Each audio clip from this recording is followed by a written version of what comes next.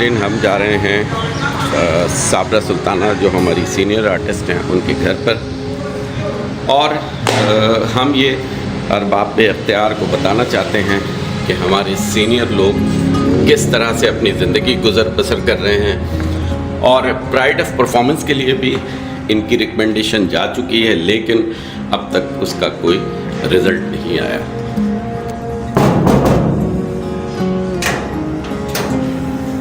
अस्सलाम वालेकुम। वालेकुम सलाम। क्या हाल है? क्या हाल है? ठीक हो? साबरा सुल्ताना साहिबा हैं, मौजूद जी हैं? हाँ जी, अंदर ही आए, तशरीफ लाएं। चलें। ये घर है मैडम साबरा सुल्ताना जो इस वक्त एक कमरे के मकान में रह रही हैं, और इनकी हम असर अदाकाराएँ वो कोठियों में हैं।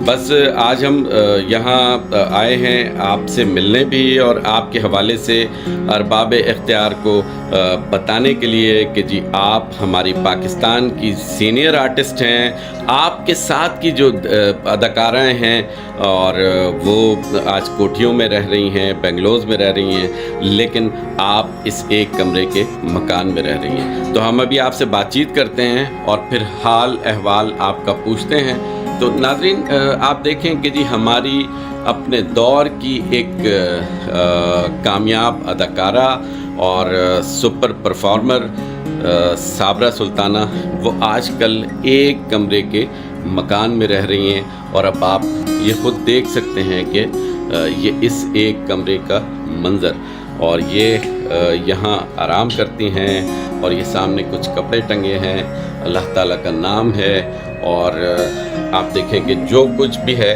वो मैंने आपको दिखा दिया है। अब अगर थोड़ा सा भी इनको एहसास होगा गवर्नमेंट ऑफ पाकिस्तान या सकाफ़ती जो हलक़े हैं उनको, चाहे उसमें arts council of Pakistan Karachi हो, चाहे लाहौर हो, या वज़ीर आज़म हाउस तक ये अगर वीडियो जाती है, तो वो ये देखें कि हमारी सीनियर आर्टिस्ट के साथ आप लोग क्या कर रहे हैं। तो चलें अभी हम बात करते हैं साबरा सुल्ताना से।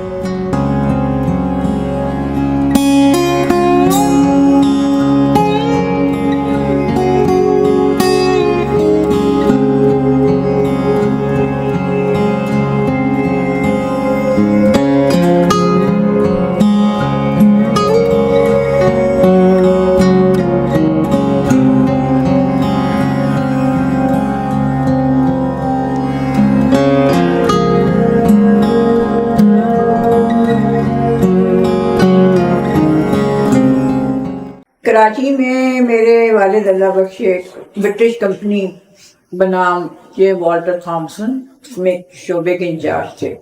तो वहाँ पर ये एड्स भी होते थे, इश्तिहारी चीज़ें, ये जो आजकल हम देखते हैं ना प्रोडक्ट्स की एड्स देखते हैं, तो वो सारा वो काम भी होता था वहाँ पर एक शोबे में उसमें।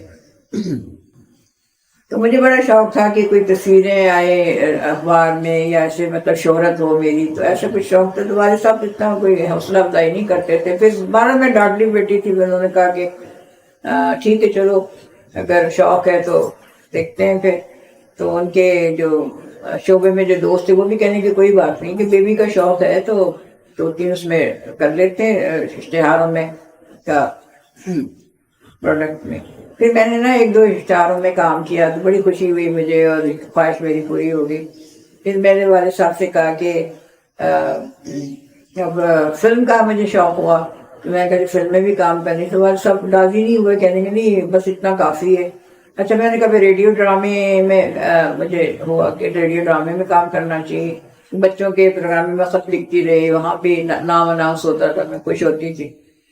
एक ड्रामा भी मैंने किया था, उसका नाम तो मुझे याद नहीं, रेडियो पाकिस्तान। हाँ रेडियो पाकिस्तान कराची।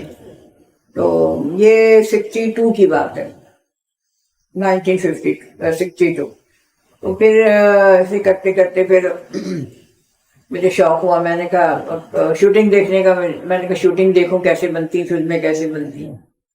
तो उस जमाने में एक फिल्म बन रही थी इंसाफ, तो नीलो बाजी अल्लाह बख्शे और कमाल अल्लाह बख्शे हीरो हीरोइन थे उसमें। तो मैं शूटिंग देखने गई तो सेट पे फिर नीलो बाजी मुझे बहुत अच्छी लगी, तो انہوں نے بھی مجھ سے متعارف ہونے کے بعد بڑے پیار سے مجھے کہا کہ اچھا پیار سے انہوں نے کہا میں تو بڑی تھی لیکن وہ بیبی مجھے کہنے لگی پیار سے کہ شوق ہے تمہیں تو تم لاہور جاؤ گی تو وہاں کام کرنا, یہاں اتنی فلمیں نہیں بنتی. میں نے کہا نہیں باجی یہاں بھی کوئی بن رہی ہے تو میں کام کروں گی. اچھا اتفاق سے اسی فلم میں سیکنڈ پیئر میں انہوں نے پروڈیوسر نے مجھے دیکھا تو انہوں نے فوراً مجھے اس فلم میں لے لیا. ساقی جو تھے وہ مطلب میرا پیئر بنے. وہاں پر ایک گانا پکچرائز ہوا, وہ رونے والا گانا تھا, میرا پہلا موقع تھا. میں نے کہا یہ روتے کیسے ہیں, کیسے روئیں گے؟ تو انہوں نے کہا جی آنکھوں میں گلیسرین ڈالیں, جب آنکھوں میں جلن ہوگی تو خود بخود آنسو آ جائیں. تو میں نے پھر پورا گانا پکچرائز کروایا.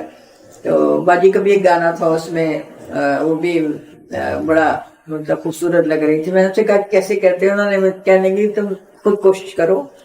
تو جس طرح میں نے پکچرائز کروایا خیر وہ ہو گیا سلسلہ. پھر اس کے بعد ایک فلم بنی وہاں پر چھوٹی بہن, تو اللہ بخش رانی اور میں, پھر وہ فلم میں نے کی. پھر اس کے بعد ایک فلم بنی تم نہ مانو, اس میں مطلب بہار باجی اور اللہ بخش حبیب صاحب ہیروئن تھے. تو اس میں پروڈیوسر کا جو ایک بیٹا تھا وہ بطور ہیرو میرے ساتھ اس کا نا پیئر بنا. تو اس کی وہ فلم بنی تم نہ مانو, اس کا نام تھا. اس میں شہزادی بنی, غالباً رومن شہزادی کچھ ایسا تھا. لباس بھی کچھ اس قسم کا تھا. تو پہلے تو مجھے بڑا عجیب سا لگا. میں نے کہا بھائی وہ کردار کی ڈیمانڈ ہے تو آپ کو ایسے لباس پہننا پڑے گا. خیر اب یہاں پر لاہور میں شباب کیرانوی صاحب بڑے مشہور پروڈیوسر تھے اس دور کے, تو وہ ان کو اپنی 2 فلموں کے لیے نئی ہیروئن کی ضرورت تھی.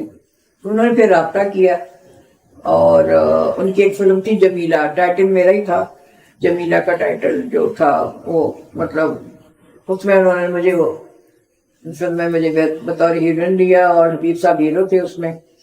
تو پھر وہ جمیلہ فلم بڑی کامیاب رہی. شکریہ ایک فلم بنائی شباب صاحب نے, اس میں بھی میں اور علاؤدین تھے. اس میں بڑا دلچسپ قسم کا رول تھا.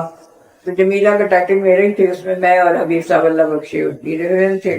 شکریہ میں اور علاؤدین تھے. دونوں فلمیں بہت کامیاب رہیں.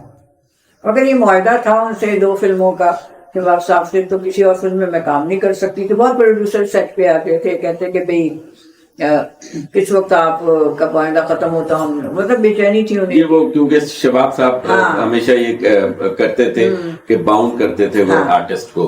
تو پھر بہرحال وہ معاہدہ ختم ہوا. پھر وہ برما روڈ فلم میک کی میں نے, اور بندے کی دنیا, ساتھی, تاج محل, کافی پھر وہ فلمیں نا کرتی. عادل میں بھی آپ نے کام کیا, تاج محل میں, مجاہد میں. عادل جو تھی اس کے اور مجاہد, یہ 2 فلمیں مجھے اس لیے پسند ہے کہ اس میں مجھے ملکہ حسن کا خطاب ملا. صحافیوں نے اور پروڈیوسروں نے مجھے ملکہ حسن کا خطاب دیا مجھے, تو اس لحاظ سے مجھے میری یادگار فلم دونوں. اور عادل محمد صاحب کی اپنی فلم تھی, وہ کئی کامیاب, وہ بھی بڑی کامیاب رہی. مجاہد بھی بہت اچھی رہی.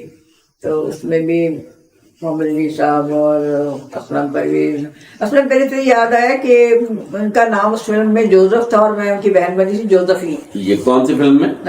مجاہد میں. مجاہد میں. ہاں تو مجھے وہ نا مذاق میں مجھے وہ اسی نام سے صابرہ نہیں کہتے تھے کہ جوزفین, تو میں ان کو جوزف کہتی تھی. تو ہمارا ایسی شوٹنگ جب تک ہوتی رہی ہم جوزف اور جوزفین ایک دوسرے کو کہتے رہے.